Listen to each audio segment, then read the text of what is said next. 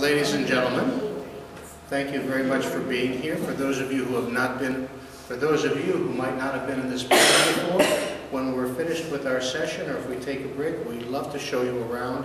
It's our new home. We've only been here for a couple months since August, and it just seems marvelous. I think all of you have been to our various programs through the Lifelong Learning Institute. We're really pleased that so many people have been drawn onto the campus and with our professors, especially Dr. Seeman, who has been teaching anywhere that there is an open door and a listening ear. He's really done a magnificent job at taking his academic credentials, placing them into the area of faith, and sharing them with lots of folks. So if you are interested in being part of the recorded view from this evening, we'll pass out the cards. We get reports about once a month now. We have 171 people who are involved. We'll have several people who will be ready for their first certificate through the university, and it's really kind of exciting and very nice. Chris Seeman came to Walsh University in 2011.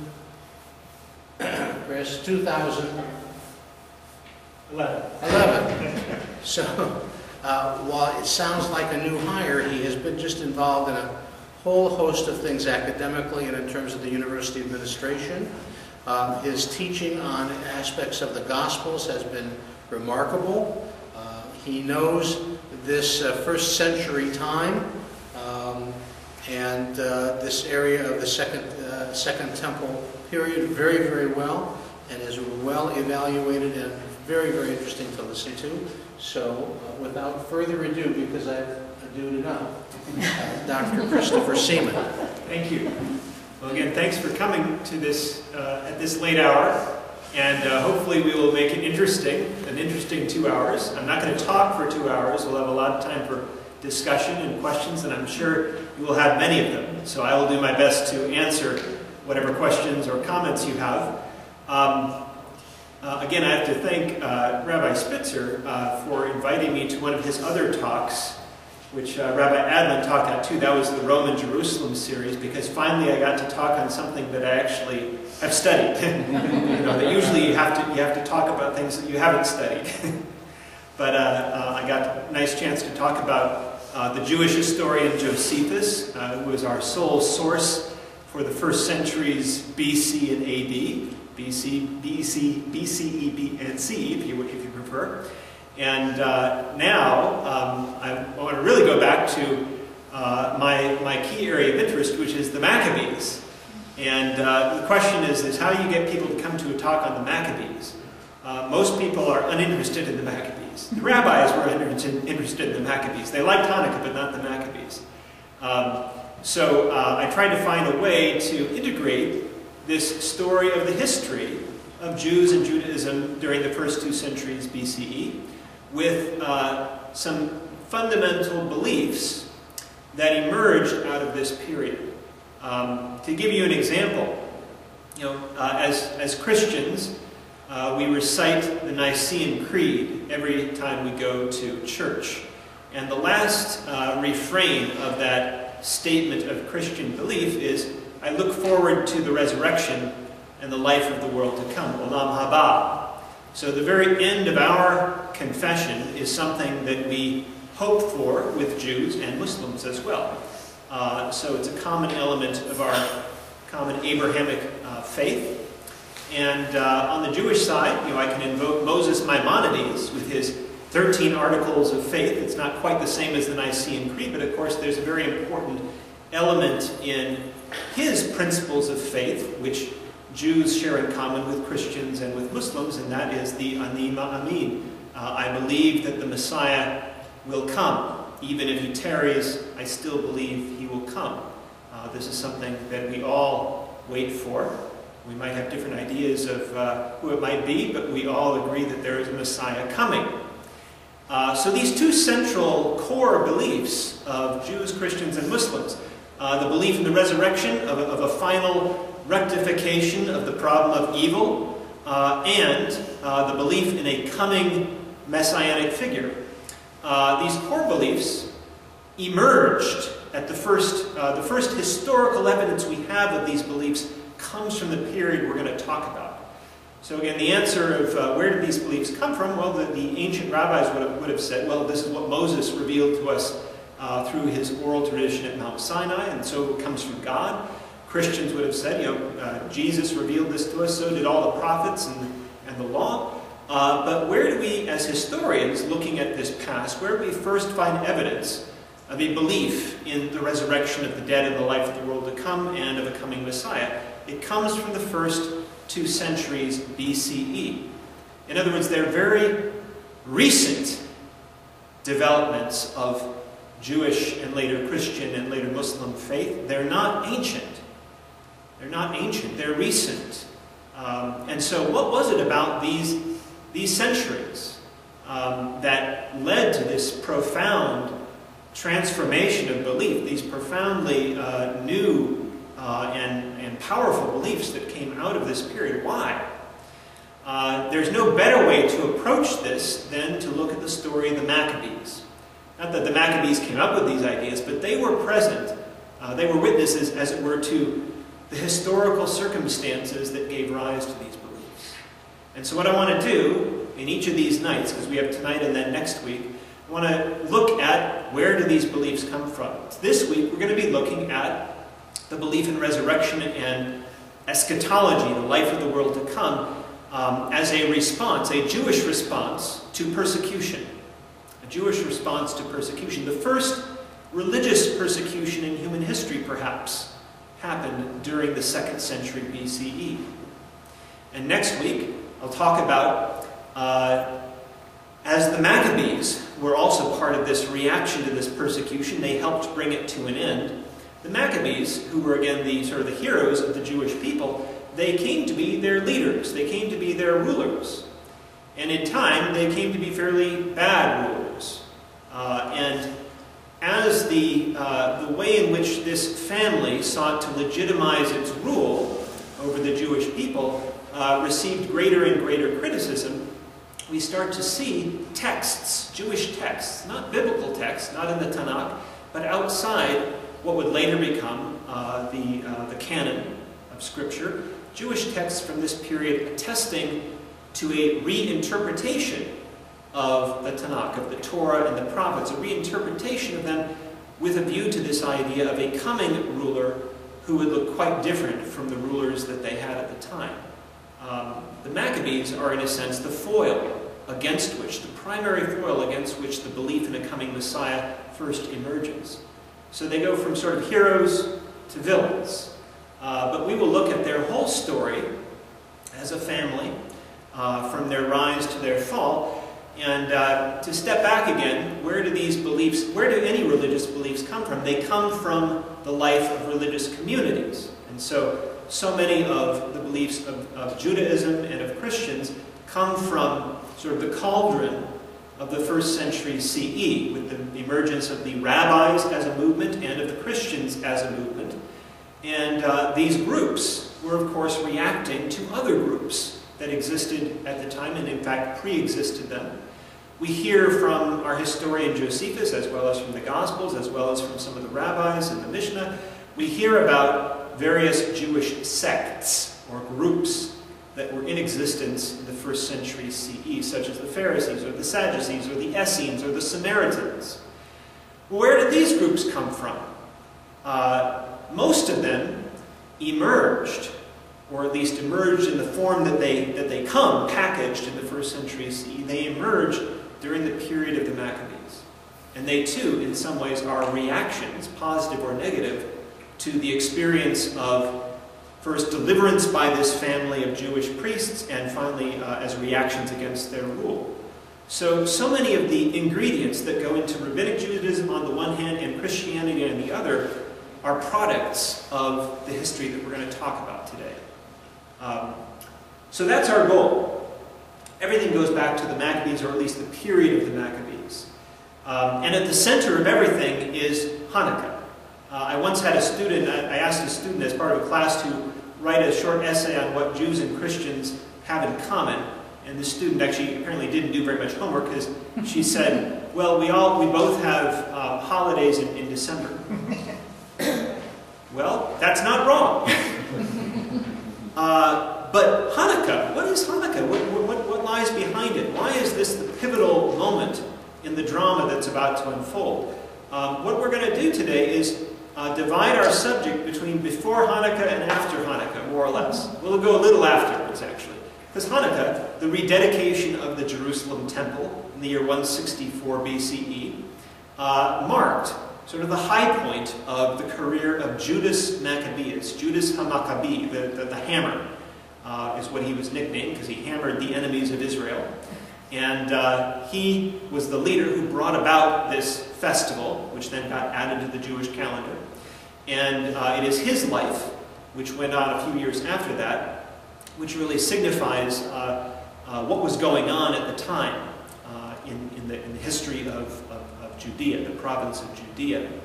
So we're going to talk about his life, and we'll end with his death in 160 BCE. And then afterwards, next time, we'll talk about what happened after his death. How did his brothers and later their sons and daughters, how they came to rule the Jewish people. In fact, we have the only successful Jewish queen in history was one of the Maccabees. Her name was Shalamzion Alexandra. They had Greek names and Hebrew names. So we'll hear about the first Jewish queen in history that actually succeeded and had a fairly good rep. Okay, so that's our goal. So what are the three things we're going to do tonight? Is we're going to look at the historical background to this persecution. So we're going to ask, what was Judea, or Judah, like at this time in history?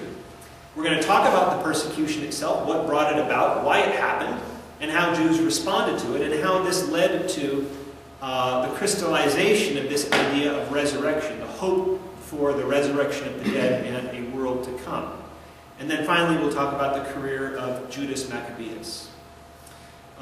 Okay, so we're going to begin by talking about Judea. The period that we're talking about is often called the Hellenistic period. That comes from the Greek word for Greek. The Greeks didn't call themselves the Greeks. That was a Roman thing. That's where we get the word gringo from. That's sort of the Griegos, what was the Roman designation for Greeks. They called themselves Hellenes. Hellenes. And so we call the age that was dominated by the Greeks and Greek civilization the Hellenistic age. Now, of course, the Greeks had been around for several centuries before Alexander the Great, who was sort of the person who brings this all about. But they were a pretty parochial phenomenon. You know, they had some colonies in the Mediterranean. They were spread out in the Western Mediterranean, at least. But they had very little influence on the world of the ancient Near East, the world of Syria, Palestine, Egypt, or Mesopotamia. It's really only with the conquests of Alexander the Great that Greek culture enters into this world that most Jews lived in at the time. At the time of Alexander's conquests, and actually I'm going to show a little picture in a moment about that, almost all Jews, in fact all Jews that we know about, were subjects of the Persian Empire. So it was an Iranian dynasty that governed most of the Middle East, including parts of Europe at times. And the former kingdom of Judah, the southern portion of Israel, the former kingdom of Judah, had been reconstituted as a Persian province under Ezra and Nehemiah. Right, there's the last books of the Tanakh that we have sort of a historical narrative of what happened after the Jews were restored to their homeland. You have Ezra and Nehemiah in the mid-5th century BCE coming to sort of bolster Persian rule in Jerusalem, building up its walls, establishing, imposing the Mosaic law as sort of the law of the land. And what you don't hear about in the books of Ezra and Nehemiah is that they were actually sent there at a time, they were sent to Judah at a time when the Greeks were invading parts of Persia's empire. They were invading Egypt at the time, or rather they were supporting an Egyptian rebellion. And so when Ezra says you're not allowed to marry Egyptians, that doesn't actually come from the Torah, that's the Persian government speaking. So there's a larger sort of context in which The Greeks were trying to make the Mediterranean safe for democracy by invading other countries, and the Persians are reacting by sending Ezra and Nehemiah to bolster this frontier of the Greeks, against the Greeks, rather. That's the last we hear historically of the Jewish people in the Tanakh. Of course, there's another book that talks about the history of our period, the 2nd century BCE, but it's not told in normal historical narrative. It's told in apocalyptic symbols. That's the book of Daniel, and I'll mention that today. But we end with Ezra and Nehemiah. So what happened after Ezra and Nehemiah in the 5th century BCE? Well, again, in the end of the 4th century, Alexander the Great invades the Persian Empire and takes it over.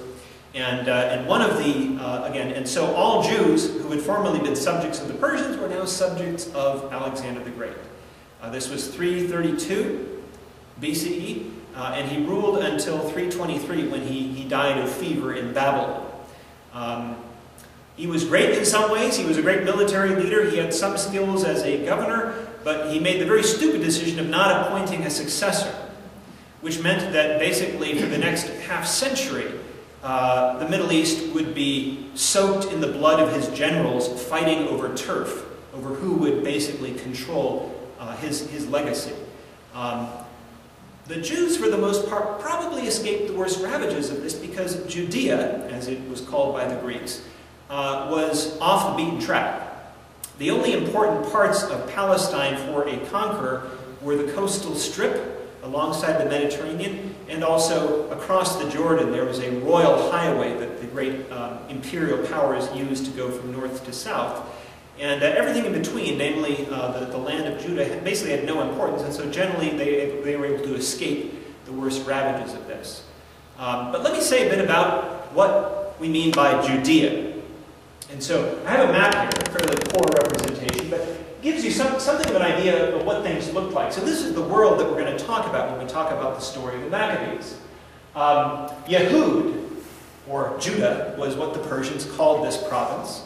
And when we think of the period of David and Solomon, we think of course, the king of Israel commanding all of Palestine as his own, from Damascus down to Egypt, basically everything.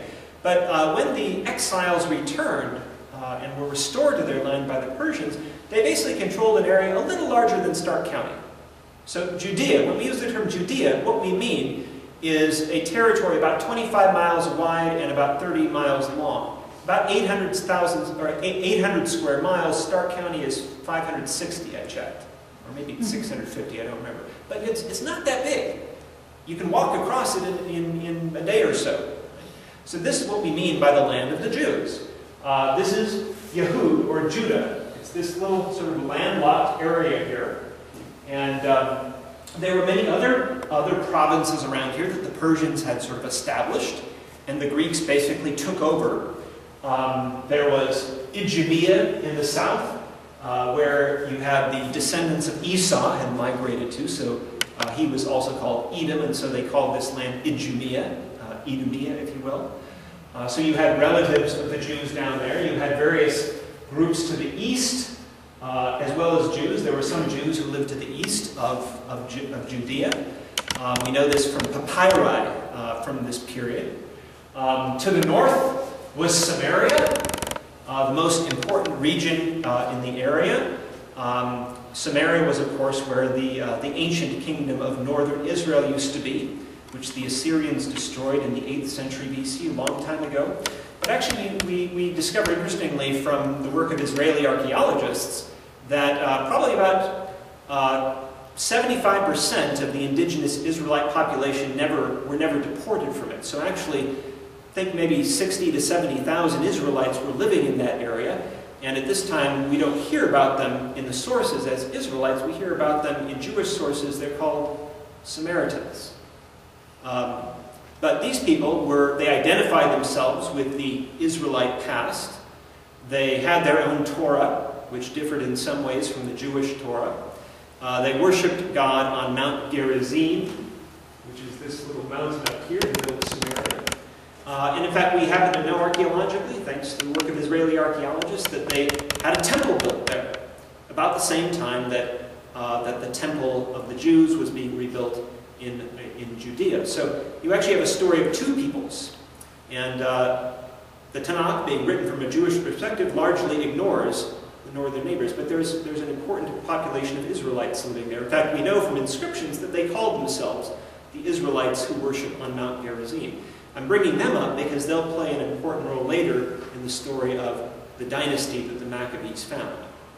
Anyway, that's sort of what the landscape looked like at the time. Now, at the beginning of the era of Alexander, after his death, almost all Jews that we know, I'll stay there a moment, I'm going to follow you here. Almost all Jews that we know of from our sources were under the control of, actually I didn't get that one, so I'm going to have to show you later. They were under the control of one of the successive dynasties of Alexander, who were called the Ptolemies. They lived in Egypt. They lived in Egypt down here, and they ruled all of Palestine at the time. And they are famous, of course, for translating the Torah into Greek, what we call the Septuagint, because most of their subjects, most of their Jewish subjects lived in Egypt. In fact, Alexandria, the capital of Egypt, was sort of like New York, the largest Jewish population in the world. And so they had to have their Torah translated so they could read it. But we don't know a lot about Judea, Palestine itself, under the Ptolemies. We do know that they had their own coinage, that there was a special coinage that was used for worshiping God in the temple. We also know that Jerusalem was ruled by high priests, descendants of Aaron, and they were called the Onaiads, because their ancestor was named Onias or Onia. That's what it is in Aramaic, Onia. So they were the Onaiads. Judea was ruled by the high priests as servants of the Ptolemies. But in the year 200 BCE, all of Palestine, all of Syria falls to the Ptolemies' neighbors to the north, in the city of Antioch. These are the Seleucids. The Seleucids were another dynasty of Greek kings, descended from a general of Alexander whose name was Seleucus, hence the name Seleucids. And they ruled most of Asia, as you can see. They ruled most of the former Persian Empire, plus parts of Asia Minor. And in the year 200, they invaded and successfully conquered all of Palestine. And in Josephus, our historian, he tells us, he reproduces a document by the Seleucid king at the time, whose name was Antiochus. Antiochus III. He went to Jerusalem and basically established a constitution for it. He confirmed that the Jews under his rule would be allowed, and in fact guaranteed to be allowed, to observe their ancestral laws. Right? So this was how the Seleucids were so successful, is they basically didn't mess with people. If you pay taxes, that's all we want. You can observe your own customs, your own religion, and so forth. We will support that. And so we have this document about how he supports that. In fact, I'll even underwrite the cost of sacrifices to show how pious I am. So Antiochus underwrote the worship, the sacrifice in the temple in Jerusalem. And we also know, again, archaeologically, that he patronized the temple, he restored it, he repaired it in various ways, and he also did the same thing for the Samaritans. He expanded their temple on Mount Gerizim. So it wasn't just the Jews that he was attempting to placate, he was also attempting to placate other local subjects. And he also authored a very interesting decree that declared the sanctity of the Jerusalem temple. In fact, he said, the temple in Jerusalem is so holy that all the city participates in its holiness. So much so that many of the prohibitions about what you can't do in the temple are to be extended to the whole city. So for example, not only can you not, of course, eat non-kosher food, you can't even breed such animals or bring them through the city, which would actually be kind of difficult, because you wouldn't have any animals to lug stuff around with you if you wanted to trade in the city. It's very likely that this decree on the sanctity of the temple was in fact authored by priests or by a sect of Jews at the time who were in the ascendancy, because bears a lot of resemblance to one of the scrolls that was found at Qumran, the Dead Sea Scrolls. This is called the Temple Scroll, which is sort of this utopian document about how the sanctity of the temple sort of spills over into Jerusalem and indeed to all the cities of Judah. The very categories of this document that we find in this later context in the Dead Sea Scrolls was already anticipated by what this Seleucid king did. So the point of why I'm talking about him is to illustrate how the beginning of Seleucid rule was actually very positive for the Jews. Like most ancient empires, the Seleucids wanted to make their subjects happy, so the subject would pay them money, basically, give them taxes and so on, and not ally with their enemies. So that's how it begins. It begins with all happiness and light. Things start to get a bit more tense, though, under Antiochus III's successor, whose name is Seleucus IV. And just so you don't get confused with all the names, I put a list of who's who on the back so we keep straight which Seleucus and which Antiochus we're talking about. So his successor, Seleucus IV, attempted, so we are told in one of the Jewish writings of this period, which is called 2nd Maccabees, he sent his finance minister to Jerusalem to basically take direct control over the assets of the sanctuary.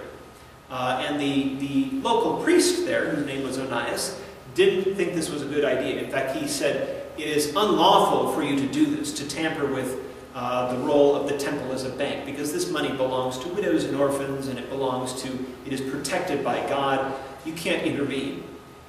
Well, in the story that you have in 2nd Maccabees, what happens is the minister, the finance minister of Seleucus, the king, decides that he's going to take the money anyway.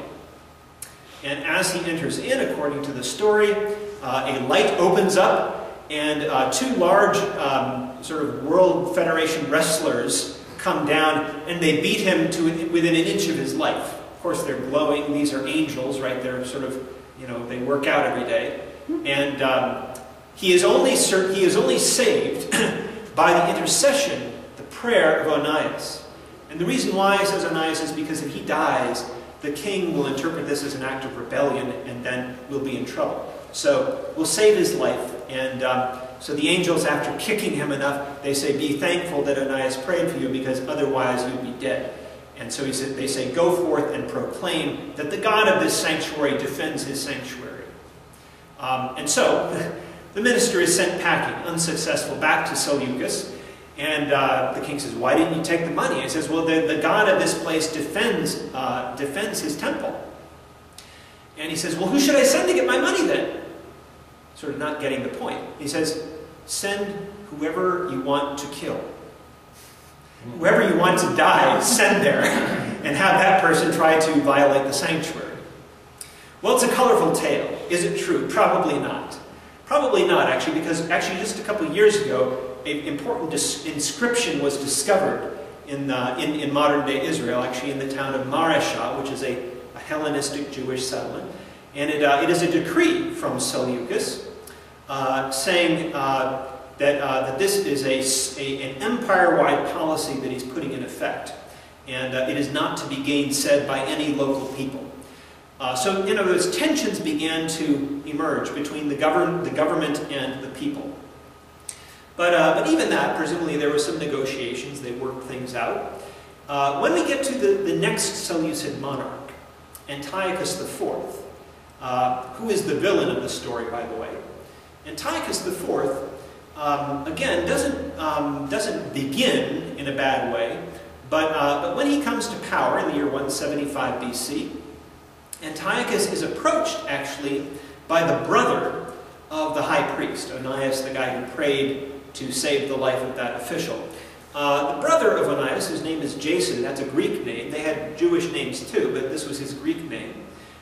Jason came forward and he said, I'll give you 300 talents, which is a lot of money, if you will make me high priest in my brother's stead. Well, actually, that apparently is the first time in history, in Jewish history, where there was a turnover of high priests because before the incumbent died, because normally the idea is that the high priest, like the Pope for Catholics, is high priest for life. It's only when he dies that you need a new one. So this was the first example when you had sort of another member of the priestly family seizing power through a little bribery here. So he is made new high priest. Onias is ousted. And in addition to being high priest, he says, I would like you also to give me permission to build a gymnasium in Jerusalem. What is a gymnasium? A gymnasium is the sine qua non, the visual sign of Greek civilization. Because what is a gymnasium? It's where you train the ruling class, where you educate the ruling class to be cultured, to desire the good, as Socrates and Plato would have it. You educate the ruling class.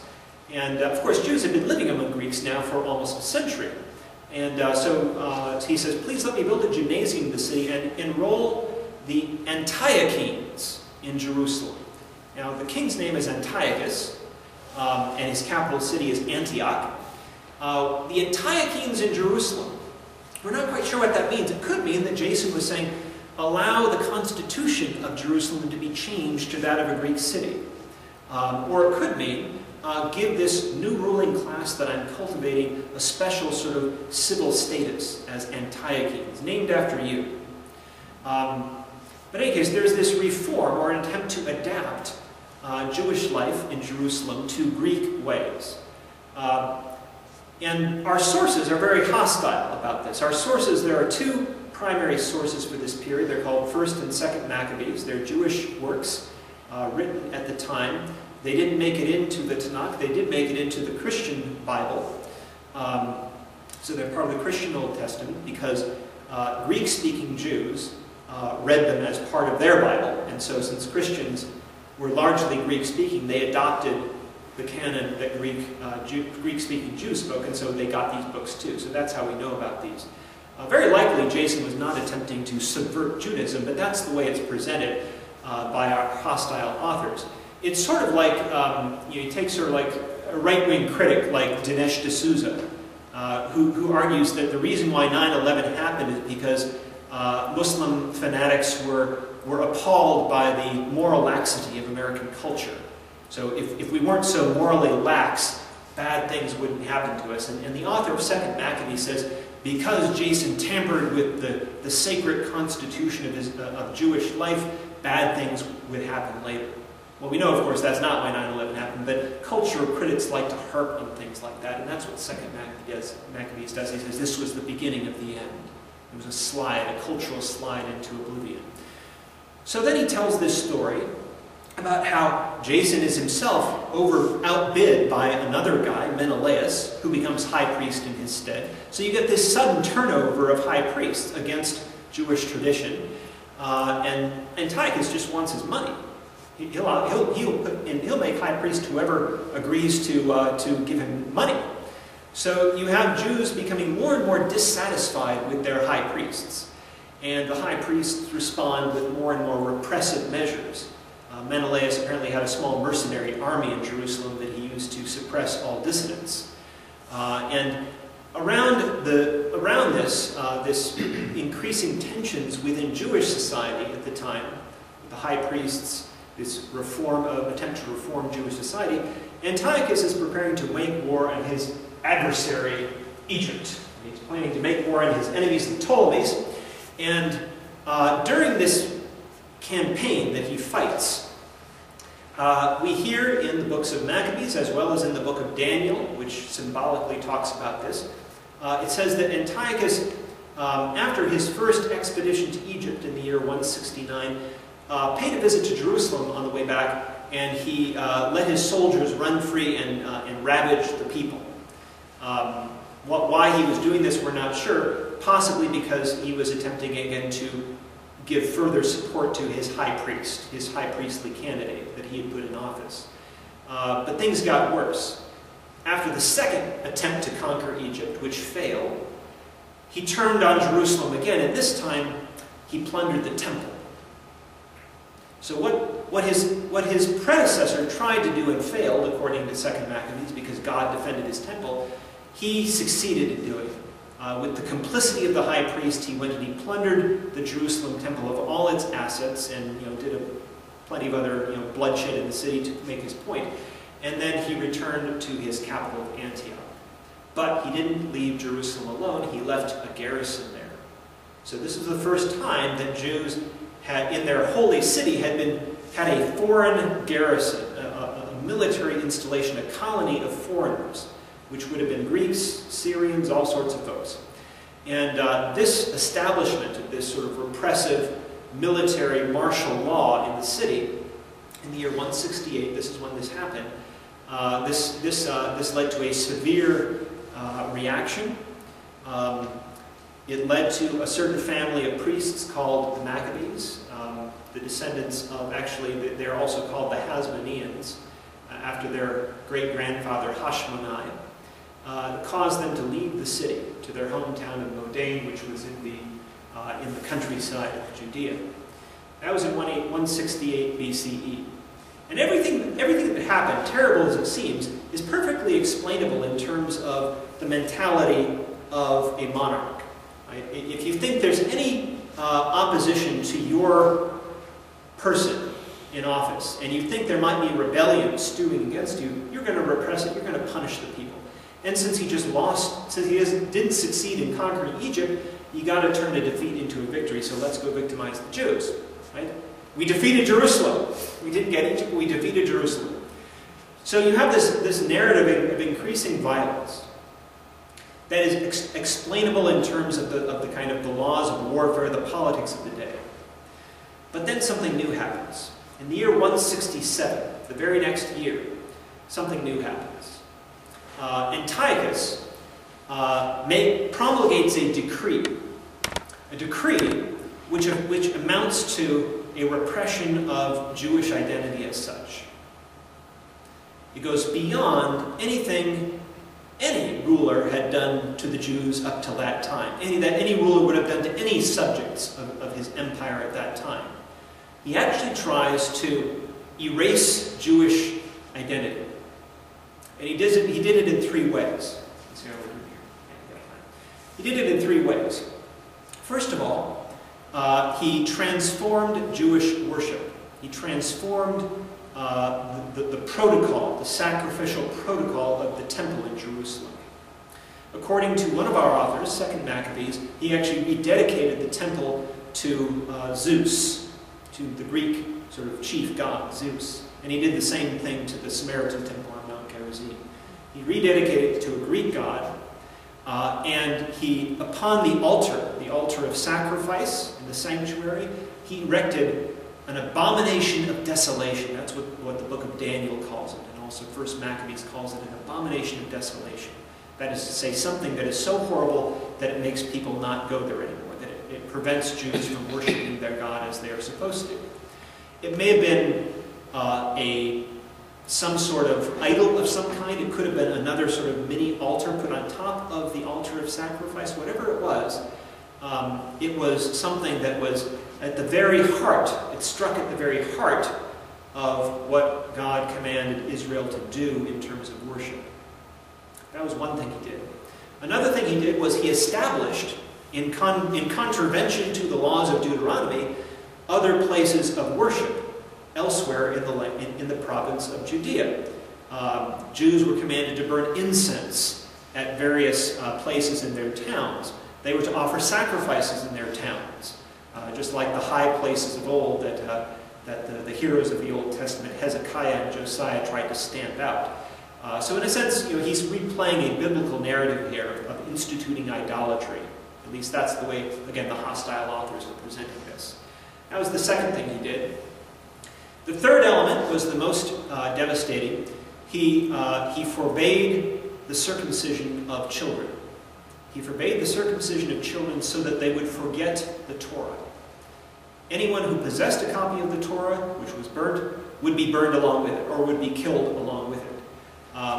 Anyone who was seen circumcising children would be killed too. There's a very poignant, horrific image of mothers with dead circumcised infants hanging around their necks, being paraded about Jerusalem before they're cast off the walls to their deaths. In other words, this was not just the random violence of a tyrant in the Greek tradition. This was someone who understood at least the basics of the relationship between Jewish worship and Jewish practice, and knew how to surgically attack all of the key elements of Jewish identity. And of course, there was also command the Jews to eat pork. So all of those markers of Jewish identity that we have from the Torah were being systematically attacked. And anyone who resisted, obviously, would be tortured and killed. So this is the circumstance from the year 167 until the year 164, more or less, a little less than that, 2.5 years, basically, when Jews in Judea underwent the worst trial that they'd ever, the worst form of persecution they'd ever endured. Unfortunately, not the worst ever, but the worst up until then. Completely unprecedented in human history. And certainly it was an entire reversal of the policy of the Seleucid dynasty, of Antiochus IV's predecessors. So that's what happened. Why? How do we explain this? How do we explain this? Actually, why don't you close the image there to get to the timeline, because now we're talking about the timeline of the revolt. So this is the persecution. Well, there have been various explanations offered throughout history. The books of Maccabees themselves have different explanations. The explanation of 2nd Maccabees is basically that Antiochus was a tyrant. He was a mad tyrant. So he was like the Persian kings of old who are criticized by the Greeks in the histories of Herodotus and Thucydides as being simply arrogant human beings who overstep the boundaries of what it means to be human. Antiochus is cast in the mold of a Greek tyrant. But that doesn't explain anything. It doesn't explain anything. And there have even been moderns who have tried to speculate that he was simply insane. It just doesn't fit, though, because the guy was a pretty competent ruler. When we look at other evidence of his rule, he was very competent. So we can cast out the insanity argument. But there were two main explanations that have been given other than madness. One is that Antiochus was a crusader for Greek culture, and if people didn't adopt Greek customs, he would impose them on them. And this is why the author of 2nd Maccabees is so interested in this reform of Jewish life under the previous high priest that tried to institute some Greek customs to adapt them to the Jewish way of life. He said, "Ha-ha!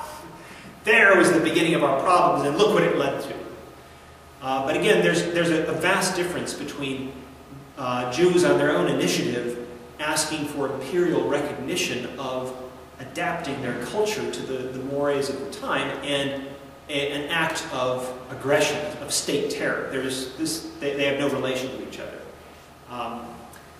1st Maccabees, rather, our other main source, has a different theory. According to him, Antiochus issued an empire-wide edict to all his subjects, from Afghanistan to the Aegean Sea, saying that every individual people should give up their own customs and embrace and become one people, to erase all the markers of their individual identity, to become one homogenized people.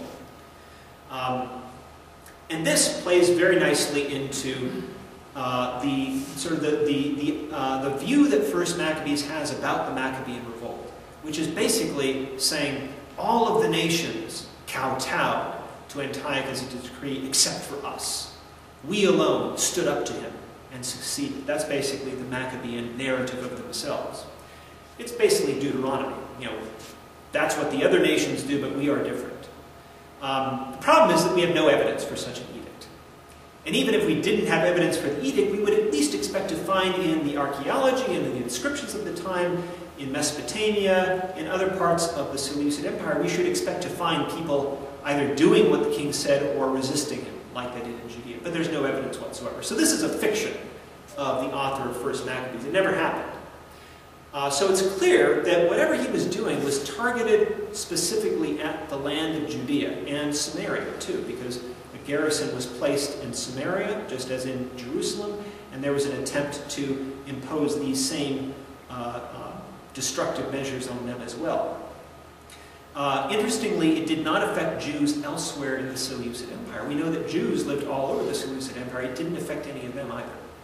So the theory that Antiochus was trying to simply engage in sort of ethnocide, destroying a people for the sake of creating uniformity among his subjects, just doesn't work, doesn't cut it. Whatever it was, it had to do with this region, with Judea and Samaria, and ultimately the Samaritans got off the hook somehow. It was only that 25 by 30 mile little province of Judea. Though we do have one other interesting fact that we know from 2nd Maccabees. According to him, several of the neighboring Greek cities living on the coast of the Mediterranean next to Judea and perhaps on from the interior, they, on their own initiative apparently, issued similar decrees for the Jews living in their midst to force them to conform to Greek customs. So it was something that had to do not only with the Jews. In other words, if this was a spectacle of state terror, of imperial power, who were the spectators other than the Jews who were the victims? Who was the intended audience? Who was this supposed to impress? Probably not the Jews. Right? They are simply the victims in this story. The only evidence we have for anyone else being sort of targeted as an audience for this spectacle of ethnocide are the neighboring Greek cities in this region, nowhere else in the empire. So it's very possible that the reason why Antiochus did this was because he had lost a war recently. He had lost this war with Egypt. This was his frontier with his main enemies in Egypt. He had to make sure that there would be no shifting of allegiances from his rule to the Egyptians. And according to the Maccabean books, the reason for his second attack on Jerusalem, where he plundered the temple, is he had heard a rumor that the Jews were rebelling against him. Actually, there was the high priests fighting it out. But he heard a rumor of rebellion. Whether he fabricated this rumor or not, he had suffered a humiliating defeat. Not in battle, by the way. He had the Egyptians at his mercy. What stopped him was another people, the Romans. The year 168, this is the year where he goes and starts to repress the Jews. He had been stopped in his footsteps just a few feet away from the walls of Alexandria, the capital of the Ptolemies, by a Roman emissary. And the Roman emissary said, "The Egyptians and you are our allies. You will not invade Egypt. If you do, you will not be our ally anymore, namely you will be our enemy." Now at this time in history, the Romans were beginning to throw their weight around in the eastern Mediterranean.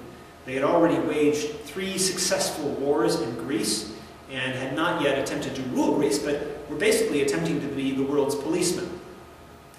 And so this single guy, this single emissary comes and says, turn back, or you will be our enemy.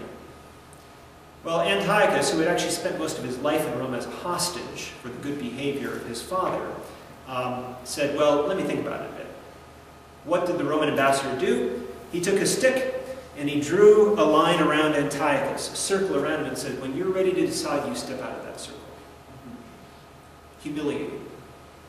The greatest military power in the Middle East was brought to a standstill by the words of a single Roman. Now,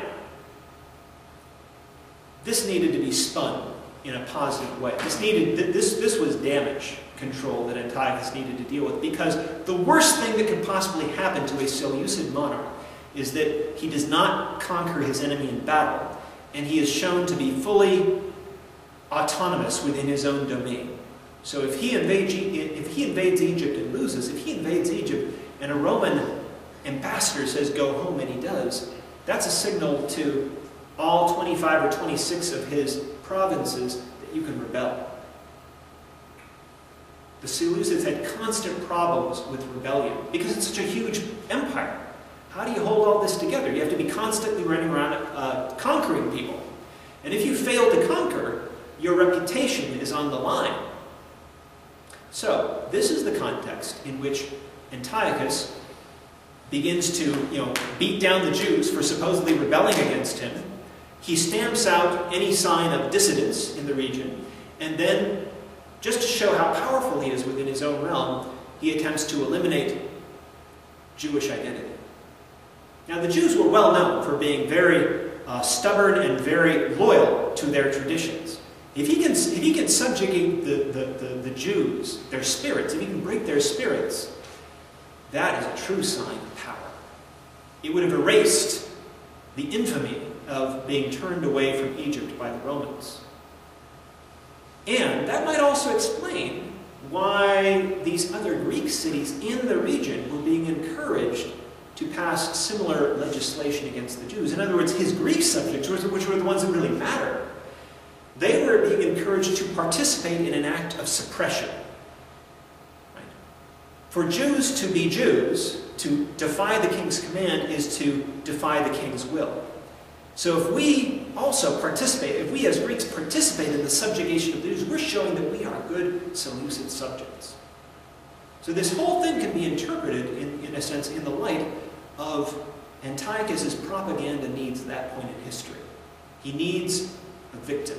He needs a dissident to suppress. He needs an other to abolish, so that all of Palestine, all of the southern tip of his kingdom bordering Egypt, will be seen as Seleucid space.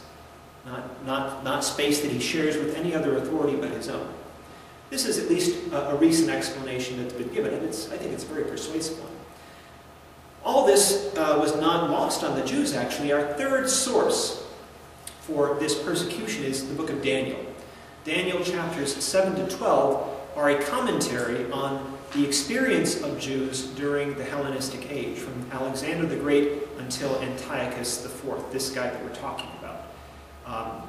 In the view of the authors of this book, or author of the book, history is a history of violent empires that victimized the Jewish people. Starting with the Babylonians, the Persians, again, they come out as looking not too great, the Medes, who ruled parts of the Near East for a brief time, and finally the Greeks. History ends with Antiochus, according to Daniel. Here we have the beginnings of the world to come. In the book of Daniel, history ends with this worst possible event in human history, this persecution. Out of this persecution, which God is going to bring to an end, says Daniel, or rather the angel Michael is going to bring it to an end, because Michael is Israel's patron angel in the book of Daniel. Michael is going to bring this to an end. And when it happens, a new kingdom will be established, a kingdom of God. Technically, Daniel calls this the kingdom of the people, of the holy ones, of the Most High. The Most High being God, the holy ones being God's angels, the people of the holy ones being Israel. So Israel is going to emerge in the book of Daniel as a people out of this history of victimization, and they will not be ruled, they will rule. And it will be an eternal kingdom. They will rule without end. This is the origins of the idea of Olam Haba, the world to come. Daniel speaks of this as the end of days, the end, which is basically the end of empire, the end of empires. And I'm going to pick up, actually, let me pick up a text here to look from the book of Daniel, how it talks about this.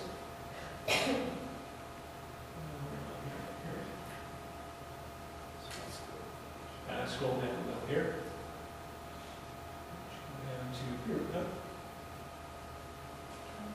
Okay, here we go. Daniel chapter 12.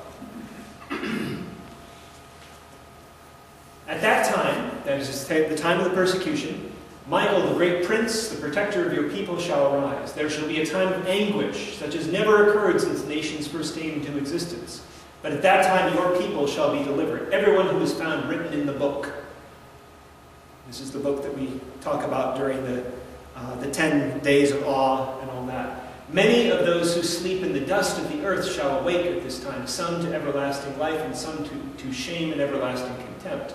Those who are wise shall shine like the brightness of the sky, and those who lead many to righteousness like the stars forever and ever. This is what the world to come looks like in the very first sort of poetic narrative of Daniel. And it is a response to this unprecedented event in history. What does it mean, the righteous and the wise shall shine, they shall rise to everlasting life? Here is the doctrine of resurrection, first articulated in a text of the Tanakh, of the Bible.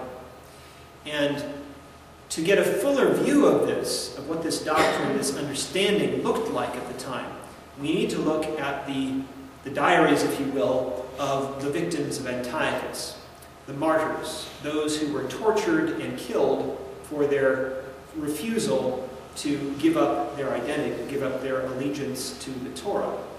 And this we find in the book of 2 Maccabees. There's a section in 2 Maccabees that talks about those who died under torture under Antiochus. Actually, let me scroll up just a little bit. We'll catch some of these speeches. Just a couple of lines up here. A little further. I've bold-faced a couple of these things here. Okay, right here.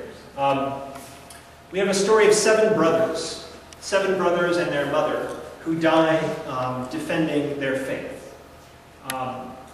As they're being encouraged to eat pork or be tortured in very creative ways, the 7 brothers each get different speeches, and I've just excerpted a few here. The first one says to the king, "You accursed wretch, you dismiss us from this present life, but the King of the universe will raise us up to an everlasting renewal of life because we have died for his laws." Again, no one had ever died for the Torah in history. This is the first development of martyrdom. And the next brother in the list that I have here says when it was demanded that he kowtow to the king, he quickly put out his tongue and courageously stretched forth his hands and said nobly, "I got these from heaven, and because of his laws I disdain them, and from him I hope to get them back." So it's a very physical notion of restoration, right? Resurrection is the resurrection of the body. It's precisely the restoration of what has been taken from us for the defense of the laws. And then scroll a little further for the final brother here. The final brother says, in a little longer speech, "What are you waiting for? I will not obey the king's command. I obey only the law that was given to our ancestors through Moses. But you, who have contrived all sorts of evils against the Hebrews, will certainly not escape the hands of God. We are suffering because of our own sins," which according to 2 Maccabees was the introduction of Greek customs.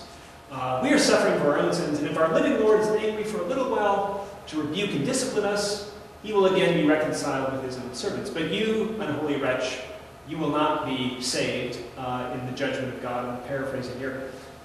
Here's where the crucial thing. "I, like my brothers, give up body and life for the laws of our ancestors, appealing to God to show mercy soon to our nation, and by the trials and plagues to make you confess that he alone is God. And through me, and through my brothers, we hope to bring an end to the wrath of the Almighty that has justly fallen on our whole nation." So notice what the hope of the martyrs is. It's twofold.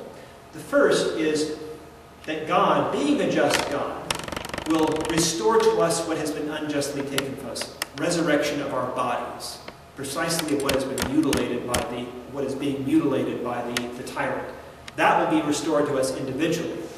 But we're not just dying for ourselves. We hope by these deaths, through us, to, in a sense, turn aside the wrath of God, to lead him, to encourage him to reconcile himself with his people. So here we have the beginnings of redemptive suffering. Right? The Christians didn't invent that idea for Jesus. They just adopted it from the Maccabean martyrs. Right? Here is the origin of this idea of redemptive death. Not entirely so, but here it is being applied to a very specific circumstance. And it is unprecedented in human history. The old explanation of evil, Deuteronomy's explanation of evil, which is fairly simple, right? If you follow the laws, you will be blessed, and if you don't follow them, bad things will happen to you, has broken down during the persecution. It no longer is a credible explanation. And it's not quite the same thing as Job. Right? Job was a righteous guy, but he didn't have to obey the Torah. He was not a Jew. He was just a righteous man whom God chose to test. Job is not an answer to this. Deuteronomy is not an answer to this. The problem is that now it is precisely those who are defying the king to obey the Torah who are dying. And it is precisely those who are abandoning the Torah who are living. It's Deuteronomy upside down. Right? The wicked prosper and the innocent are dying. Not just for any reason, for the Torah. Deuteronomy no longer works. Job no longer works as an explanation for suffering. The only thing that makes sense is if God, since He's not saving us, we're dying. If He's not going to save us in life, being omnipotent, being all-powerful and all-just, He must restore to us in all justice what we have lost for His sake. That's where the idea of resurrection comes from. That's when it is born into our common tradition. And again, alongside this, you also have this broader notion of the martyrs are actually effecting God's mercy on His people, speeding it up, as it were. So, with the book of Daniel's very brief reference, and with this, the speeches of the martyrs, we have the beginning of the idea of resurrection in the life of the world to come. It is a response to a specific historical experience of the Jews. Right? Now, what happens after this? Well, now we get to the story of the Maccabees. Maccabees. So we begin with the story of Mattathias, the great-grandson of this priest named Hashmoni. Mattathias departs the city of Jerusalem when Antiochus installs his garrison the year before the persecution starts, and he hangs out in his hometown of Modane with his sons. And when the king's minions come to demand submission to the king's law, he says, "I won't do it." And then, in a story that is very famous, and is also, in a sense, choreographed perfectly to mimic the book of Numbers in the Torah, he sees another Jew walking forward to obey the king's command, and he is inflamed with zeal, he is inflamed with wrath at this Jew kowtowing to the king, and so he slaughters his fellow countryman on the pagan altar that has been put before him. Like Phineas, is it the son of Aaron or the grandson of Aaron? I forget.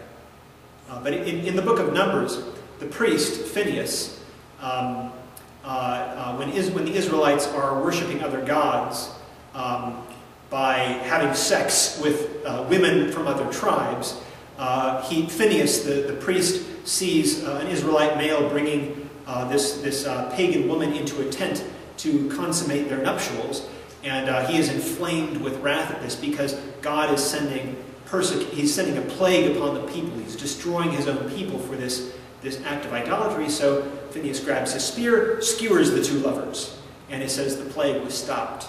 And as a result, God says, "I have given you a covenant of priesthood forever for this.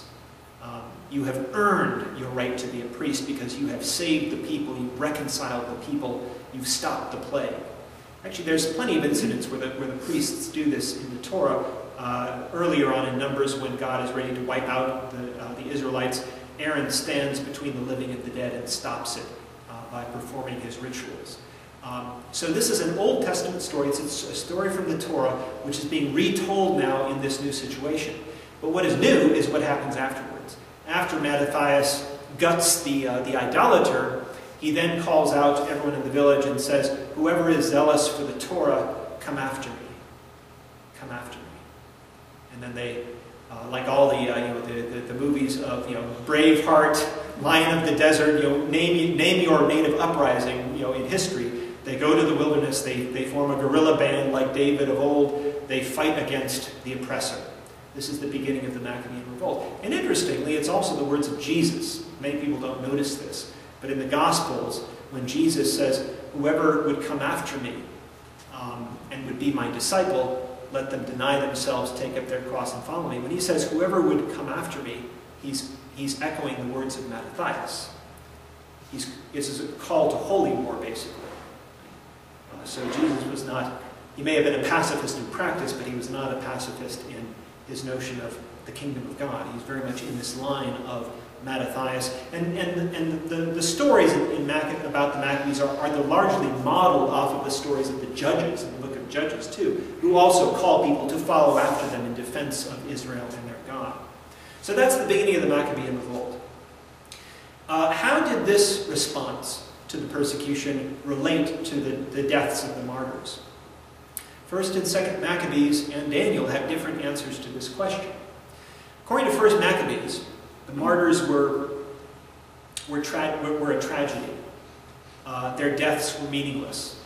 Their deaths did not accomplish anything. There's a famous story in the book of First Maccabees where the righteous all flee into the wilderness to escape the decree of the king and are caught in various caves in the Judean wilderness. And the king's minions say, "Come out, come out." They say, "No, we won't, but we're not going to fight you because it's on the Sabbath." And so they allow themselves to be slaughtered on the Sabbath. They will not work or do anything on the Sabbath, and they die. We're told that Mattathias mourned at this, but ultimately he said, unless we fight on the Sabbath for the Torah, we will all be destroyed. So the view of First Maccabees is that the martyrs are tragic, heroic, but misguided. The only proper response is to fight, to defend yourself. And so you have the Maccabean revolt. How does Second Maccabees handle this? Well, it says, Second Maccabees says, it was the deaths of the martyrs that indeed turned aside the wrath of God and made the rebellion effective. It put God on the side of the Maccabees. Without the martyrs' deaths, the Maccabees would have failed, according to First Maccabees. So it shifts this attention over to the deaths of the martyrs as making possible the revolt. So the two sort of interact with one another. They help each other out. The book of Daniel says rather slightingly, the wise, those who are righteous and who make others righteous by defying the king, they are the heroes, but they'll get a little help. A little help. That's all he's willing to grant the Maccabees. They're a little help. And they're also insincere, by the way, according to him. So there were many different Jewish reactions to this across the board. But what happens with this revolt? We are told that Mattathias succeeded, sort of like Anthony Quinn in Lion of the Desert, you take this land by day, but by God we take it back by night. That sort of narrative, a very heroic narrative of his action. But he only leads the rebels for about a year, and he dies. And according to First Maccabees, on his deathbed, he gives a nice testamentary speech to his sons, and he says, everyone, let Judas, my son, Judas Maccabeus, let him be your commander. Let him continue to avenge us on the Gentiles, to bring about reparation for what Antiochus has done. And so Judas, one of his 5 sons, rises to the challenge of following his father's footsteps. This is in the year 166 BC. So now we're going to talk about, in the remaining time we have, it won't take that long, we're going to talk about the career of Judas. He very likely got this nickname Hamaccabee, the hammer, from his success as a military leader. He was hammering Antiochus's forces. And in very, very David and Goliath-like terms, he takes on everything the Seleucids have. First, the local garrisons of the surrounding territories march to suppress the rebellion. He defeats them in short order. Like David and Goliath, he takes the sword of the general that he kills and he wields it like David did after killing Goliath. So he's cast in the image of the great biblical heroes of old. So he's very successful at first, and actually let's go back to our timeline so I can sort of follow us through our timeline here. That's the other picture. Timeline, that's it right there. Okay, so we're actually maybe move up a bit until we get to 165 here. So Judas is now leading the revolt, defeating local Seleucid forces, and the next year the king, Antiochus, goes on a tour of the eastern part of his empire. He goes on a tour of Mesopotamia and Iran. Again, this is makes sense. This is what Seleucid kings do if they're successful. They go suppress all rebellions as far as Afghanistan, and they come back. It usually takes them a couple of years to do this because they have to go through many different regions. They basically follow in the footsteps of Alexander as far as the gates of India, and they come back. So he went on his eastern campaign, which all is part of his propaganda image to show that his humiliating defeat by the Romans has not affected his ability to act as a king. And he leaves the charge of the Maccabean revolt, the suppression of the revolt, in charge of his general Lysias. And so Lysias becomes Judas's foe. Lysias takes takes Judas more seriously. He sends his governor of all Syria to attack him. Judas defeats him in short order. Lysias himself comes forward with a large force and is driven back by Judas. So that's half the Seleucid army. And so at this point, it's pretty evident that Judas and his rebels are getting the upper hand. They do not succeed in Judas's lifetime of removing the garrison that Antiochus has installed in Jerusalem. That's a constant thorn in their side, which Judas's descendants will finally get rid of later on. But they do. In the year 164, they come to the point where the Seleucids, or at least Lysias, is ready to negotiate. He says, okay, they're not really worth our time to devote so much energy to. We have to defeat them by negotiation. We have to bring this rebellion to a standstill, because it's becoming counterproductive. Right? The whole point of this repression was to show how powerful we were, and they're puncturing our bubble. They're raining on our parade. We have to stop it. So interestingly, we have a story about certain rebels negotiating with the Seleucid general Lysias. And evidently a peace deal is worked out, in which Antiochus the king agrees to rescind his persecution decree. That would not have been possible without the victories of Judas Maccabees. But there's actually no evidence anywhere in our sources that Judas was part of this initiative. In fact, we have a letter in 2nd Maccabees. I want you to pick up our texts again, the other document. We have a letter in 2nd Maccabees, which is sort of like there accidentally, because it doesn't actually fit the narrative, but it is a document written by the king, by the persecuting king. Let's go down a bit. Go down a ways. Keep going, keep going, keep going, keep going, keep going, keep going. Right down to here. It goes like this. King Antiochus to the Jewish Senate, that is the council of elders that sort of governs Jerusalem, and to the rest of the Judeans, greetings. If you are faring well, it is well with me too. We too are in good health. This is diplomatic language.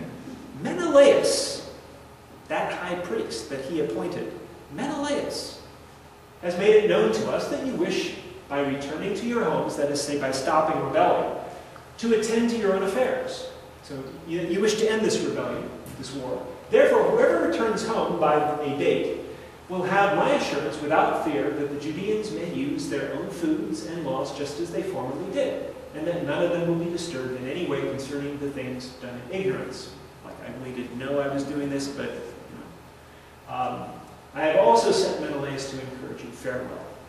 So the sort of the stunning fact is that Antiochus, the persecutor, actually chose to rescind his decree in order to negotiate a peace. Again, whatever his message was, it was becoming counterproductive because of Judas's successes. He needed to suppress the fighting. And so he did this through the very person, Menelaus, the high priest, who had been so much a persona non grata during the previous years leading up to that revolt. Menelaus was this very repressive high priest. But apparently, most Jews agreed to it. Most Jews agreed to it. Judas did not. So here's a point about the intentions of the Maccabees. Yes, it was to deliver Israel from this persecution, but obviously there was something else at stake too, because why did he not agree to the peace? Or why did he break it after it was made? He goes on to fight. Judas goes on, he keeps fighting. And he fights his way all the way to Jerusalem, captures Mount Zion, captures the Temple Mount, and restores the temple. Restores the temple. In a sense, he preempts what Antiochus was agreeing he was going to do, so that Judas, can take credit for it, rather than Menelaus, the high priest. He wants to be the one who is remembered for cleansing the temple. And that's exactly what he does. He and his followers remove all the pagan accoutrements that have been added there. They cleanse the temple. They reestablish right worship. So clearly, he was not just out to stop the persecution. He was not just out to cleanse the temple. After this cleansing, then, he and his followers inaugurate a festival, an annual festival, which of course is the festival of Hanukkah, which Hanukkah meaning to dedicate, or to rededicate in this case, to renew. And it's interesting that they, let's go a little further down to the next couple of texts where this is the account of the rededication, right down here, 2 Maccabees 10. Said, look at how they celebrated a little further. It says, they celebrated this festival for 8 days with rejoicing in the manner of Sukkot, the manner of the festival of Sukkot, remembering how not long before, during the festival of Sukkot, they had been wandering the mountains like wild animals. They had been, on the lam from the Seleucid forces. So notice what he does. He takes a traditional festival mandated in the Torah, Sukkot, Festival of Booths, and he uses it to assimilate this new festival, right, which is not mandated in the Torah, but it's like that festival. Right? Rather like Solomon, who chose to dedicate the first temple on Sukkot, right? Because this is the greatest festival. Right? This is the time when you want to renew everything. So, by chance or coincidence, maybe this was by prearrangement. Of course, he dictated when he was going to conquer Jerusalem, conquer the Temple Mount. He timed it so that it would happen in relation to Sukkot, so he could institute this new festival, which he could take credit for, he and his followers, rather than Menelaus, who was the real one who brokered the peace. Okay, so clearly he doesn't like the high priest. So there's more than just the temple at stake here. He also, let's go back to our timeline now, he also will continue to fight not only for the liberation of that part of Jerusalem which he accomplishes, but also he begins with his brothers to raid the surrounding territories in order to defend the Jewish people living in those areas around Judea. So in the coastal region, in Idumea, Transjordan, all these regions, Jews were supposedly being victimized, again, possibly as part of that persecution. Judas and his brothers go on military raids and basically rescue them and bring them all back to Jerusalem, which is, it's sort of like the language of Isaiah, leading the people back from exile. But it also gives you a larger fighting force, people who were indebted to you, not to the high priest. And so the year 164 is crucial, not only because it institutes Hanukkah, but it shows that the Maccabean revolt has grown into something more than just stopping the persecution. They are out to become the leaders of the new Israel that comes out of this. So he's doing all these things to ingratiate himself with Jews. He has to, because if he doesn't, most Jews apparently had already acceded. They had already said, okay, we're going to make peace. Antiochus is rescinding his decree, by the grace of God, we hope, and we don't need to fight. But Judas fights on. He picks a fight. So this continues with great success in this year. Also, Judas is aided by the fact that at the end of 164, Antiochus dies. He dies of an illness in Iran on his eastern tour. And of course, the books of Maccabees spin this. This is God's punishment on him for attempting to do what he did. But anyway, as we move into the next year, Judas becomes bolder. He assaults what's called the Acra, which is the actual, it's the citadel which this garrison, this Seleucid garrison has in place in Jerusalem that enables the Seleucid king to control Jerusalem if he wants. Judas attacks the center of Seleucid power, and that is a threat that cannot be ignored. And so Lysias, the general, with the new king, Antiochus' son, who's also called Antiochus, he's just a little kid, so it's really Lysias doing all this. Lysias takes the king with him and attacks Judea with all that he's got. And this time, he wins. Judas and the rebels suffer a crushing defeat. And this is the first time they actually had to fight in a set battle the full force of the Seleucid army, and they simply couldn't hold up to it. The guerrilla fighters rarely succeed on an open battlefield, and this was true of Judas as well. He simply failed. He was driven away ignominiously. Again, the books of Maccabees try to spin this as a heroic tale, but it doesn't work. They can't hide the fact that this was a serious defeat for the rebels. And not only that, but Lysias goes to Jerusalem, captures it again, makes peace with those in control of the temple, and leaves. So Judas's force met with a setback, a serious setback. At this point also Menelaus gets executed, presumably to placate maybe those rebels who didn't like him and would maybe be more amenable to a new high priest. If this high priest that had been tainted with all that bad stuff that happened during the previous regime, if he was gone, maybe more Jews would agree to peace, and apparently more did. So Judas was becoming militarily isolated, maybe even politically isolated. And things got worse the next year when a new king came to power, Demetrius I. Demetrius knocked off Lysias and the boy king Antiochus, and confirmed in office this new high priest whose name was Alchemist. His Jewish name was Joachim, but Alchemist had no taint from the persecution. He did not participate in it. He did not participate in the suppression of his people before, so he had a fairly good chance of being accepted by most Jews as a legitimate high priest. Judas fought on. There's a story in 1 Maccabees where the new high priest, Alchemist, uses a Seleucid military force to slaughter some of his opponents, but even then, apparently most Jews were willing to accept his limited acts of vengeance in preference to Judas's jihad, which continues. In fact, it devolves into a civil war between Judas, who holds the countryside, and Alchemist, who holds Jerusalem with a Seleucid garrison. But interestingly, it says in the stories that Judas is primarily targeting not the Seleucids, but his own countrymen who are deserting him. He's literally having to massacre his former supporters. So he's becoming politically and militarily isolated. He's becoming less popular. He doesn't have things to his credit anymore because the temple's been, in a sense, re-restored with this new high priest. What is to become of this? Well, what he did have on his side was that he controlled the countryside.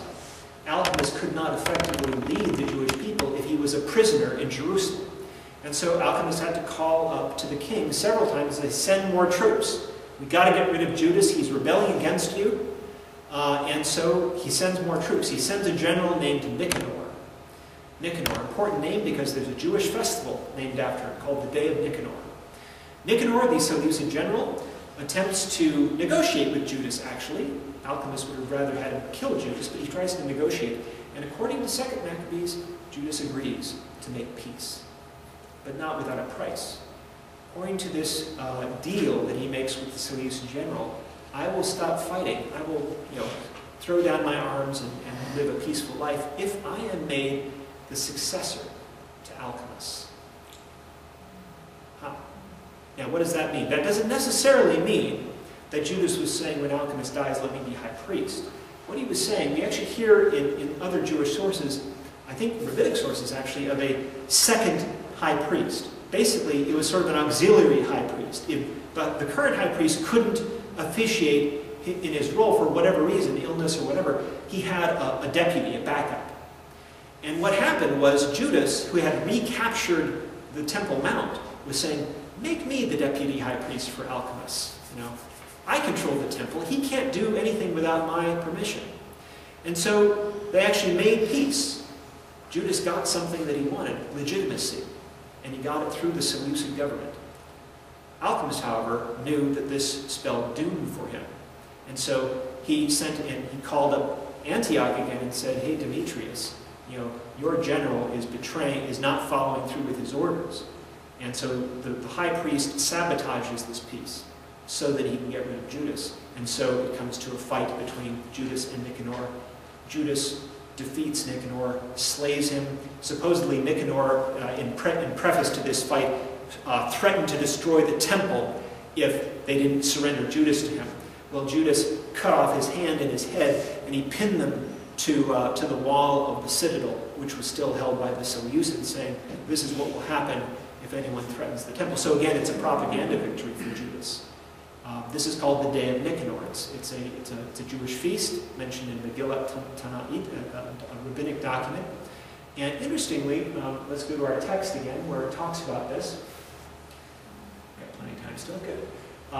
In our text, Maccabees revolt, there you go. Go a little further down to 2 Maccabees 15, this way. There it is, okay. It says, Judas hung Nicanor's head from the citadel, a clear and conspicuous sign to everyone of the help that the Lord had given Judas. And they all decreed by public vote never to let this day go unobserved, but to celebrate it on the 13th day of the 12th month, which is called Adar in the Aramaic language. And guess what the 12th of Adar is? Or rather, the 13th of Adar is Purim, which is called here called Mordecai's Day. This is the first evidence for the observance of Purim that we have in history. It's called Mordecai's Day. So Judas is again assimilating his victory to a rather similar victory, right? What happens in the book of Esther? All the enemies of Israel throughout the Persian Empire are massacred. So Judas is assimilating his victory to that victory. So we have then, Judas had this one chance to sort of accommodate, to not make war. And it was sabotaged by his enemy. And so now that he's killed Nicanor, he basically has no chance of making peace with the king. And so what does he do? Well, again, he's politically isolated. He has alienated most of his countrymen by killing them if they went away from his side. He can't appeal to the Seleucids because he's just killed the Seleucid general. He certainly can't expect any mercy from the high priest. Who does he turn to? Well, he turns to Rome. He turns to Rome. This is the beginning of Roman Jerusalem in the year 161 BCE. In the year 161 BCE, Judas, who has isolated himself completely, I mean, he still has a fighting force, but politically, he's nearly dead in the water. He has one chance. The only way to delegitimize the current high priest is to attack the source of his own legitimacy itself, namely the Seleucid government. If he can get Rome on his side, if Judas can get Rome to write an angry letter to Demetrius, the king, well, then he can then parade this document all around Judea saying, look, Alchemist is victimizing the Jewish people. In fact, First Maccabees says he's doing worse than Antiochus did, the king that put him in power, the Romans have called him their enemy. If he can get the Romans to say that, he has a chance. And this is what he does. He takes some Jewish noblemen, and he sends them on a, 5,000-mile round trip to Italy to ask the Roman Senate to denounce Demetrius' actions and also to declare the Jews free, to declare Judea and the Jews free, a free and independent people. He knew that the Romans can only make alliances and diplomatic overtures to free people, to people who are not under the rule of a king. So he's basically asking the Romans to declare Judea an independent nation, and thereby to delegitimize Seleucid rule. Well, what happened? According to First Maccabees, which is where we have the text of this document, Judas's ambassadors went to Rome, and they asked the Senate, will you do this for us? And the Senate says, yes, we'll become your friends. And the Romans, by the way, were not threatened militarily by anyone at this time. They had the luxury of benefiting from the image of being the defender of all good causes. And so they would happily send these treaties, these little tablets saying, we have friendship and alliance with these minuscule little states all around the Eastern Mediterranean. They did this all the time with the Greeks. And they basically didn't mean anything in practice. It just was a way of saying, we are the good guys. We are the leaders of the free world. But according to First Maccabees, they also wrote an angry letter to Demetrius saying, stop making your yoke heavy upon our friends and allies, the Jews. Notice it doesn't say stop, it doesn't say remove your yoke from the Jews. So apparently the Romans didn't go quite that far of saying, Demetrius, get lost. But why would Judas think that they even had a chance to influence Rome? Why would Rome do this for a subject people of the Seleucid Empire? Well, he also knew, or probably knew, that the Romans had recently shown some very heavy-handed behavior towards Demetrius and his regime. And Demetrius himself, who had lived as a hostage in Rome for the good behavior of his father, Demetrius had escaped from Rome in order to seize the Seleucid throne. So he escaped from the Romans without their leave. Didn't mean the Romans were going to chase him down. It just meant he was persona non grata as far as the Senate was concerned. The Senate had a motive, in other words, to take up any opportunity they had to criticize him. And Judas seized that opportunity, that very narrow opportunity, before Demetrius was able to normalize relations with the Roman Republic. He said, let's get the Senate to write an angry letter, and that will help us. It was a great plan. And it worked, sort of. It worked in the sense that they got the Romans to act, but it was too late. Again, a 5,000-mile trip, round trip, is going to take a while. Long before the envoys got back, maybe even before they were heard in Italy, Judas was dead. When Nicanor was destroyed by Judas, Demetrius sent the next force, a larger army. He wiped Judas out and almost all of his followers. The Maccabean revolt was dead in the water. Not all of them died, but there was enough to make it look like there was no hope for the future. And that's where we stop our story here today, because, in fact, the Maccabees would rebound, and in the most interesting way possible. They would rebound by becoming high priests as officials of the Seleucid Empire. And that's how the revolt will continue. And we'll talk about that next week. But again, to summarize, to bring us back to our main theme, how can we all believe in the resurrection of the dead and the life of the world to come? Because of this ordeal the Jewish people experienced and that Jewish authors commented on. They recorded, or at least imagined, what the martyrs would have said in response. This is where we get our core doctrines from. These are the doctrines that would later be embraced by the majority of Jews. And that's why in the time of Jesus and the time of the early rabbis, these are taken for granted. Right? But they come from this, from a mere 2 centuries before, a mere century and a half before even. Right? That's when they come into existence as far as we know. So I think I'll stop there. So questions, comments, other topics? Yeah, sir. Wonderful, son. I've been confused about the priestly families. You know, the Zadokites were Solomon's priests in his temple, and there were clearly other priestly families. Are there lineages? Are there evidence of contention among them? Because clearly you see contention here, and it's not really articulated as such, but there had to be a lot of jockeying for power. Yes. Well, let's say a bit about. Okay, so the question is, who could be a high priest? Who was, what was the criteria for legitimacy? Well, obviously they had to be descended from Aaron. That's taken for granted. But as you point out, under Solomon, in the period of the former prophets, right? Solomon, because one of the priests didn't back him as ruler, he got booted out of his office, and he chose another priest named Zadok. And so the Zadokites, the descendants of Solomon's high priest, were at least notionally the only family from which the high priests could come. As far as we know, as far as we can tell, the sources all portray the high priests from Solomon's time until this time as Zadokites. There's actually other strands of Judaism during the Hellenistic period which revolve around the character of Enoch from Genesis 5, this primordial figure of Enoch. They produce a whole literature about this figure of Enoch that actually serves to legitimize other notions of priesthood. And this was coming around about the time before this was happening. But we know there was contention. But it was only with the sort of the selling of the office, as it were, that the lineage shifts. Now, Jason, the first guy who bought the office, he was a Zadokite, like his brother Onias. But the next guy, Menelaus, was not a Zadokite.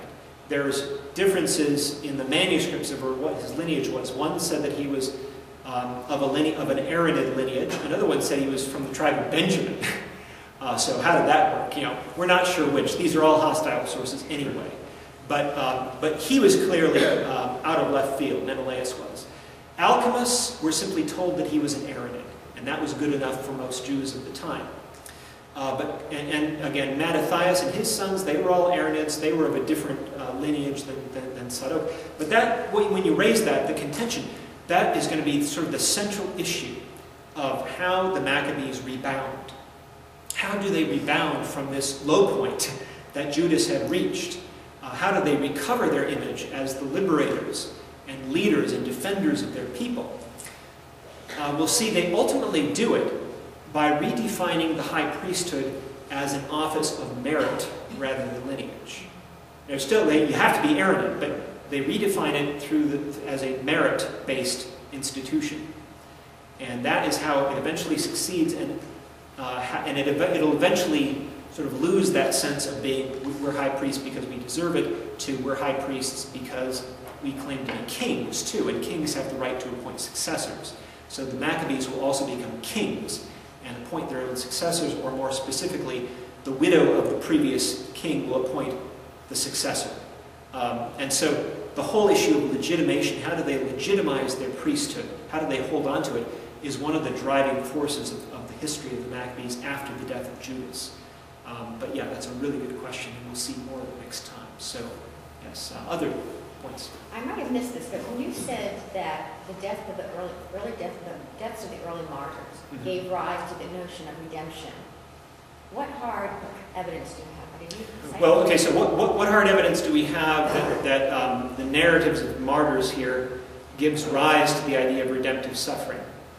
Well, actually, the earliest evidence of redemptive suffering in the Tanakh is, of course, 2nd Isaiah. It's Isaiah chapters, the so-called suffering servant songs. Whether that's referring anonymously to the prophet or whether it's referring to the Jewish people as a whole is sort of a side issue. But there you have this notion that the suffering of the servant is redemptive for others. Well, how do I show that this is connected with, or that this idea develops and is applied to this situation that I talked about tonight? It's in the book of Daniel.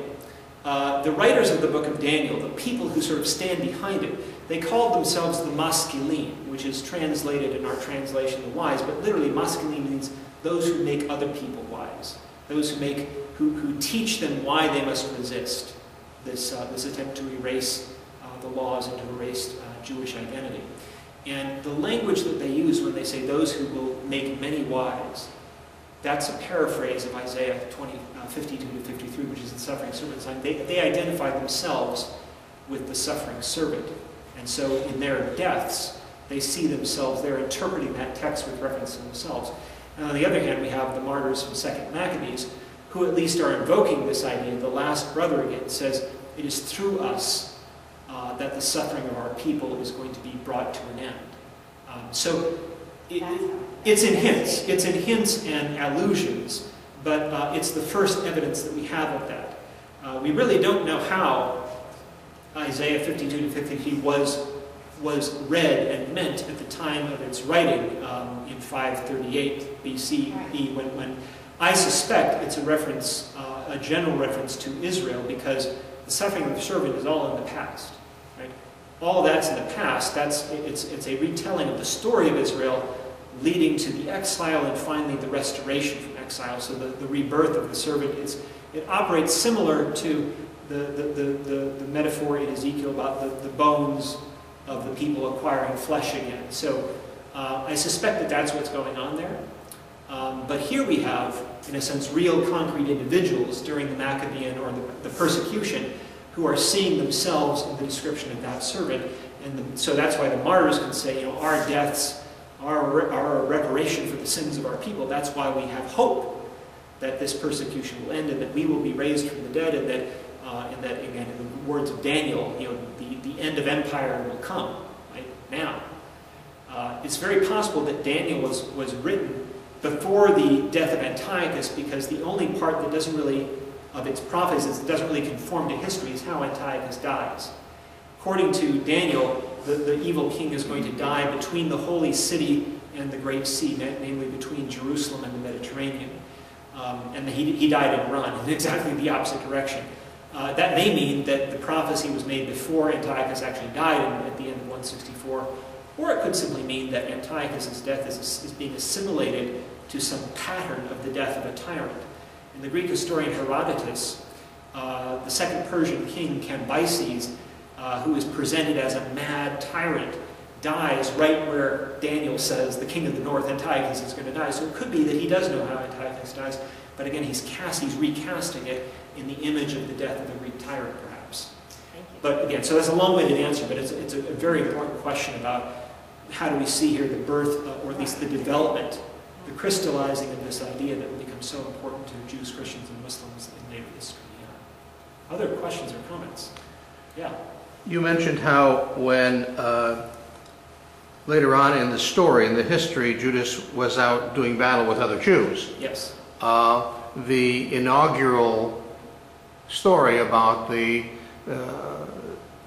courtyard in Modin suggests that that was at the beginning of this story, that we're not only looking at a battle against an outside power, but also at a civil war inside, probably a civil war, from the way the story suggests, a civil war to move back to more Jewish observance, less Hellenistic cultural impact. Okay, thank you for that comment. That's correct. At least in the view of our authors, it's correct. There is certainly a difference, I think, between killing Jews who are agreeing to give up the Torah under Antiochus, and Jews who are agreeing to recognize the legitimate authority of the high priest under another king. That's where our authors want to say it's the same justification, but obviously the people who were willing to make peace and live under this high priest didn't think so. So it is. But this whole thing about going back to more Jewish way of life, you know where the term Judaism comes from? It's an invention of the author of 2nd Maccabees. The term Judaism itself is a product of the persecution. And what does it mean? Here's a fascinating story. There have been scholars who have studied the use of the term Judaismos in Greek and have concluded that what it means is not Judaism in the sense that we use ism in the sense of a way of life or a culture or a civilization in kind of an abstract, neutral sense. Rather, the word ismos in Greek means to actively cultivate or actively impose or reimpose something that has been lost. So a better way of translating Judaismos is Judaizing, or rejudification, if you will. The same author of 2nd Maccabees who invented this term, coined this new Greek term Judaismos, also coins the term Hellenismos, Hellenism, by which he means the forcible intrusion of Greek customs and the abandonment of Jewish custom. So Hellenism shouldn't be understood in the words of this author as simply cultural interaction. It's adopting a culture and rejecting your own. And in the same way, Judaismos is what Judas does, and what Mattathias says. He goes around the countryside forcibly circumcising the uncircumcised children, reimposing Torah. Right? That's Judaization. Right? Now what happens is by the 3rd century CE, Christian theologians, in an effort to construct a Christian identity, which is sui generis, which is sort of self-sustaining. And this, by the way, is also a time when anti-Semitism really begins to develop as a Christian pastime. It's in the 3rd century CE that Christians, in creating the term Christianismos as a coherent civilization with a certain set of values, they start to reuse the term Judaismos to mean everything that Jews are as the other of that, as the antithesis of Christianismos. So 3rd century Christian theologians reuse these terms and turn them into, and reify them to mean sort of systems of being, ways of life, which are antithetical to one another. But in its original context, Judaismos means reinstituting what has been rejected, reclaiming what has been lost, just like Hellenismos is identified as forcibly embracing a foreign, antithetical set of customs to one's own. So in a sense, Second Maccabees plays an important role in the invention or the reinvention, if you will, of Jewish identity. Not that it had to be invented, but you see my point, is that it's the very language of this author creates this sense of incompatibility between, the only two options for this author are abandoning one's own customs in favor of others, or reinstituting one's own customs in rejection of that other.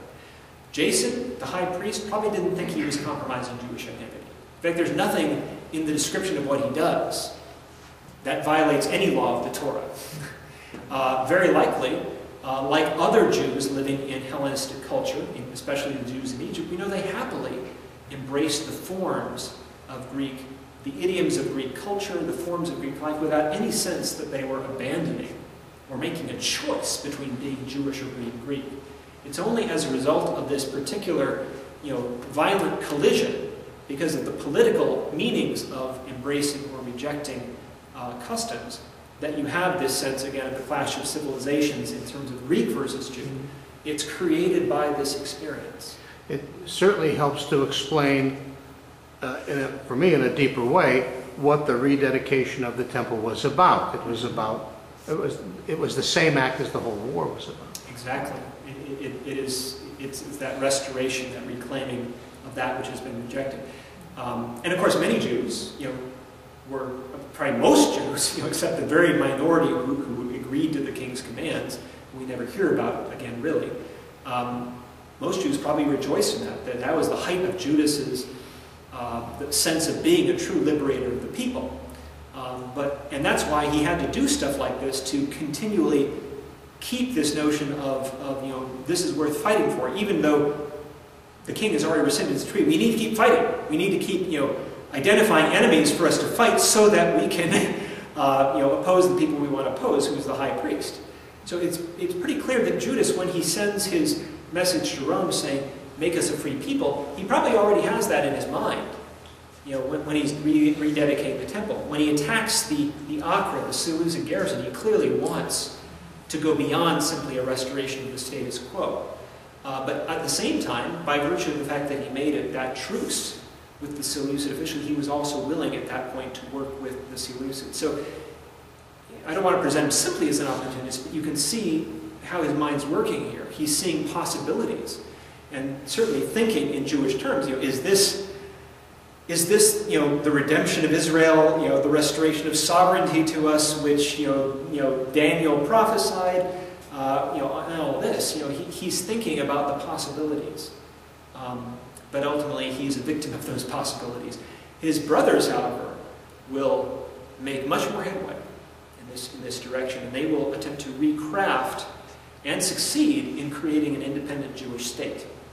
For about 100 years, they will create an independent Jewish state with them as the leaders. And of course, that then becomes the paradigm, the recent historical paradigm, which is shattered by the Romans, when the Romans take over finally in the year 63 BCE, and then later on with Herod the Great. So the Maccabees' success creates the ideal to be realized. So again, when the rebels during the war against Rome in 66 to 70 CE, when they were coining their coinage, they say, this is for the redemption of Zion, for the freedom of Zion. They were hearkening back to what the Maccabees had accomplished. And so this event, this series of events, has profound ramifications for everything that's going to follow for Jewish and Christian history as well. Anything else? All right. Well, hopefully we'll see some of you next week.